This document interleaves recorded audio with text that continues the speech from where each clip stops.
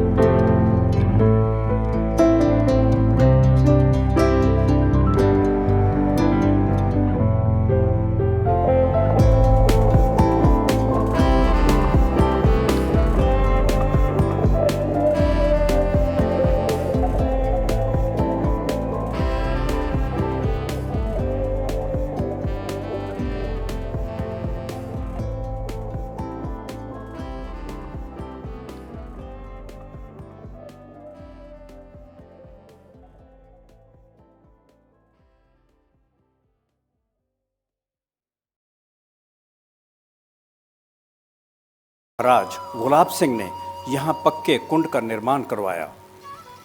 परिसर के अंदर माता नर्मदा की एक छोटी सी धारा कुंड से दूसरे कुंड में जाती है, लेकिन दिखाई नहीं देती।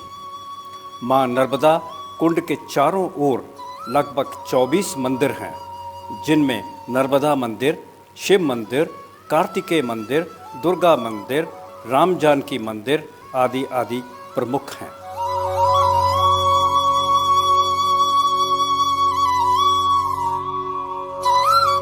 श्रद्धालु मंदिरों में दर्शन कर स्वयं को धन्य मानते हैं। अमरकंटक में कलचरी नरेश कर्णदेव ने 1041 से 1073 ईस्वी के मध्य मंदिरों का निर्माण करवाया था। कलचुरी काल में इन मंदिरों का समूह नर्मदा कुंड के पास दक्षिण में देखा जा सकता था। इन मंदिरों में एक है भगवान शिव को समर्पित 3 गर्भ वाला करण मंदिर। इस मंदिर का शिल्प असम और बंगाल के मंदिरों जैसा है। यहीं पर पातालेश्वर मंदिर भी दर्शनीय है। पंचरथ नगर शैली में बने इस मंदिर का आकार पिरामिड जैसा है।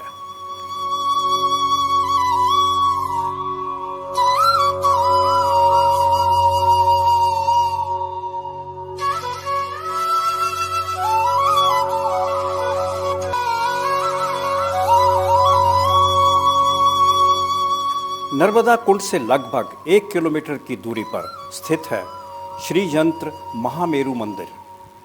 इस मंदिर की आकृति श्री यंत्र जैसी है और इसकी लंबाई, चौड़ाई और ऊंचाई 52 फुट है। विशेष मुहूर्त में निर्मित इस मंदिर का निर्माण घने जंगलों के बीच सुखदेवानंद जी महाराज ने करवाया था। सोनमुड़ा अमरकंटक का वह स्थान है जहां पर सोन नदी का उद्गम स्थल है। इससे थोड़ी ही दूरी पर भद्र का भी उद्गम स्थल है। दोनों आगे चलकर एक दूसरे से मिल जाती हैं और सोनभद्र कहलाती हैं। ये नर्मदा उद्गम कुंड से मात्र 1.5 किलोमीटर की दूरी पर है। सोनभद्र 100 फुट ऊंची पहाड़ी से झरने की तरह गिरती है। अमरकंटक में कपिलधारा प्रपात एक बेहद मनभावन झरना है जो पवित्र नर्मदा कुंड से 6 किलोमीटर की दूरी पर है। यहाँ नर्मदा का पवित्र जल 100 फुट की ऊंचाई से पहाड़ियों से नीचे गिरता है।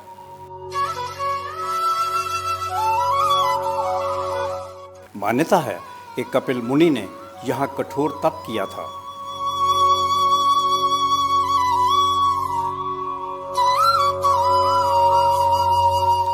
कपिलधारा से 1 किलोमीटर नीचे जाने पर दूधधारा प्रपात है और इसकी ऊंचाई 10 फुट है।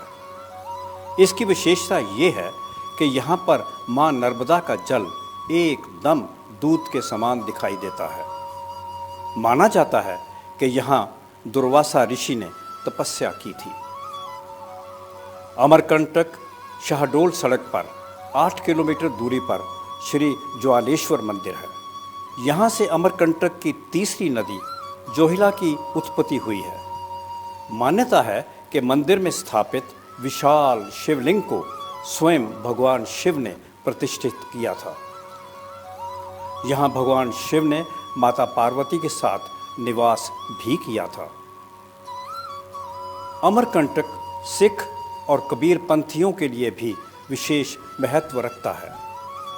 कहते हैं कि यहाँ स्थित एक चबूतरे पर संत कबीर ने कई वर्षों तक ध्यान लगाया था। इसी स्थान पर संत कबीर और सिखों के पहले गुरु श्री गुरु नानक देव जी मिलते थे और अध्यात्म व धर्म की बातों के साथ मानव कल्याण पर चर्चाएं करते थे। इसी ऐतिहासिक स्थान पर एक सुंदर गुरुद्वारा है जो सिखों की आस्था का प्रमुख केंद्र है। 1993 तक गुरुद्वारा नानक मुक्ति एक छोटा गुरुद्वारा था जो अब विशाल स्वरूप में सिखों के साथ अन्य धर्मावलंबियों को भी आकर्षित करता है। अमरकंटक में विशाल सर्वोदय जैन मंदिर भारत के अद्वितीय मंदिरों में विशिष्ट स्थान रखता है। इस मंदिर को बनाने में सीमेंट और लोहे का इस्तेमाल नहीं किया गया। मंदिर में स्थापित मूर्ति का वजन 24 टन है। भगवान आदिनाथ अष्ट धातु के कमल सिंहासन पर विराजमान है। कमल सिंहासन का वजन 17 टन है। इस प्रकार प्रतिमा और कमल सिंहासन का कुल वजन 41 टन है। भव्य प्रतिमा को मुनिश्री विद्यासागर जी महाराज ने 6 नवंबर 2006 को विधि विधान से स्थापित किया था। सड़क मार्ग से अमरकंटक पहुंचना कठिन नहीं है।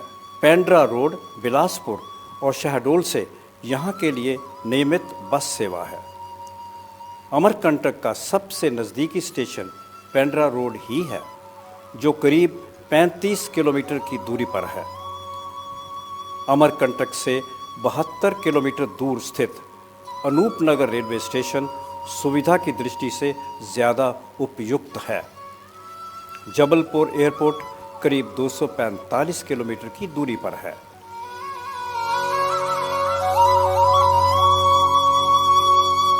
नर्मदा विश्व की एकमात्र ऐसी नदी है जिसकी परिक्रमा होती है।